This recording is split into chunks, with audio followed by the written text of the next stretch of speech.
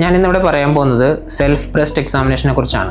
Self breast examination അഥവാ സ്വയസ്തന പരിശോധന. സാധാരണ സ്ത്രീകളിൽ കണ്ടുവരുന്ന one of the most common ക്യാൻസറാണ് ബ്രസ്റ്റ് ക്യാൻസർ. അപ്പോൾ ബ്രസ്റ്റ് ക്യാൻസർ നേരത്തെ കണ്ടുപിടിക്കാൻ പറ്റിയ ഏറ്റവും നല്ല മാർഗ്ഗമാണ് സെൽഫ് ബ്രസ്റ്റ് എക്സാമിനേഷൻ. അത് എല്ലാ സ്ത്രീകൾക്കും ചെയ്യാൻ പറ്റുന്ന ഒരു കാര്യമാണ്. അത് മാസത്തിൽ ഒരിക്കലെങ്കിലും നിർബന്ധമായിട്ട് ചെയ്യണം. അതൊരു കണ്ണാടിയുടെ മുന്നിൽ നിൽക്കുക, എന്നിട്ട് നമ്മുടെ ബ്രസ്റ്റ് എക്സ്പോസ് ചെയ്യുക. ബ്രസ്റ്റ് എക്സ്പോസ് ചെയ്തിട്ട് നമ്മൾ ആദ്യം ചെയ്യേണ്ടത് രണ്ട് ബ്രസ്റ്റ് നമ്മൾ കമ്പയർ ചെയ്ത് നോക്കുക.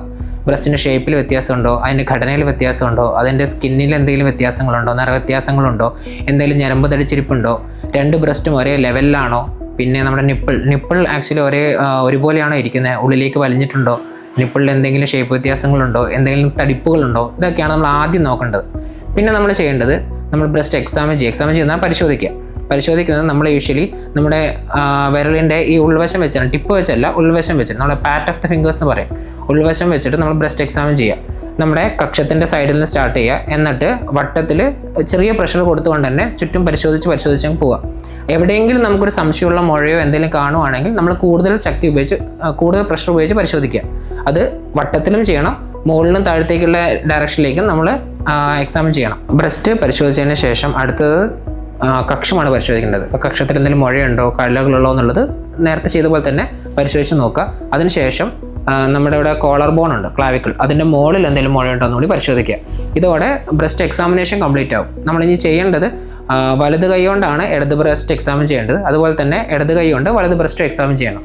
ഇനി ഇത് എപ്പോൾ ചെയ്യണം? യൂഷ്വലി നമ്മൾ പീരീഡ്സ് കഴിഞ്ഞ് 4ാമത്തെ ദിവസമാണ് ചെയ്യാൻ ഏറ്റവും ഉചിതം. ആ സമയത്താണ് ബ്രസ്റ്റിലെ ഹോർമോൺ ചേഞ്ചസ് ഏറ്റവും മിനിമം വരിക. അപ്പോൾ നമുക്ക് എക്സാമിൻ ചെയ്യുമ്പോൾ കൂടുതലായിട്ട് ഫൈൻഡിങ്സ് കിട്ടും.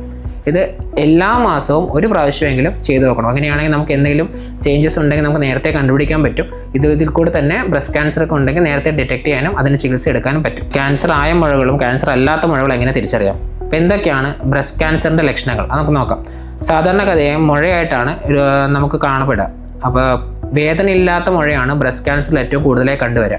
പിന്നെയുള്ളതാണ് സ്കിൻ ചേഞ്ചസ് എന്ന് പറഞ്ഞാൽ നമുക്ക് പക്കറിങ്, ഡിംപ്ലിങ്, പ്യൂഡി ഓറഞ്ച് എന്നൊക്കെ പറഞ്ഞ അപ്പിയറൻസ് ആണ്. അതായത് നമ്മുടെ ഓറഞ്ചിൻ്റെ തൊലി പോലെ ചെറിയ ഉള്ളിലേക്ക് വലിയുന്ന കുത്തുകളായിട്ട് ബ്രസ്റ്റിൽ കാണപ്പെടും, ചുവന്ന കളറിലെ കുത്തുകളായിട്ട് കാണപ്പെടും.